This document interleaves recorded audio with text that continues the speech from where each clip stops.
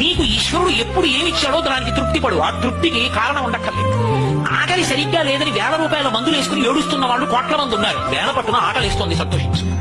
దాహం వేస్తే మంచినీళ్లు లోపలికి వెళ్ళక మధ్యలో కన్నం పెట్టి గొట్టం పెడితే ముక్కులోంచి పోసుకుంటున్న వాళ్ళు ఉన్నారు.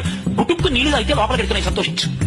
రాత్రి తిని పడుకుంటే పొద్దునికి కడుపులో పోట్లు వచ్చి జీర్ణం అవక ఏడుస్తున్న వాళ్ళు 1,00,000 మంది ఉన్నారు. చిన్నది గుండ్రాయి అయినా సరే తెల్లారేపటికి జీర్ణం అయిపోతుంది, సంతోషించు. పడుకుంటే నిద్ర పట్టక చారుడు మాత్రలు వేసుకు పడుకుంటున్న వాళ్ళు ఉన్నారు. తలగడా మీద చెయ్యట్టుకుని ఇలా పడుకుంటే నిద్ర పడుతుంది. పుస్తకం ఉంటే తప్ప మాట్లాడలేని వాళ్ళు ఉన్నారు. వేదికి ఎక్కి కూర్చుని మాట్లాడటం మొదలు పెడితే గంగా ప్రవాహంలో వస్తుంది, సంతోషించు ఈశ్వరుడి కారుణ్యానికి. కొంతమంది కూర్చోలేని వాళ్ళు ఉన్నారు, కూర్చుంటున్నావు. నడవలేని వాళ్ళు ఉన్నారు, నడుస్తున్నావు. చూడలేని వాళ్ళు ఉన్నారు, చూస్తున్నావు. వినలేని వాళ్ళు ఉన్నారు, వింటున్నావు. ఈశ్వరుడు నీకు ఇచ్చిన దానికి ప్రతి క్షణం తృప్తితో ఓలలాడిపోవాలి. ఎన్ని మాటలు కృతజ్ఞత చెప్తావు.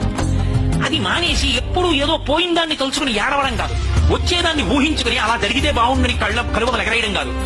ఇప్పుడు ఇక్కడ నీకు ఈశ్వరుడు వర్తమానంలో ఏమిచ్చాడో దానితో తృప్తిగా ఉండడం అలవాటైతే వాడిని మించిన భాగ్యవంతుడు లేడు. అదే ధర్మం.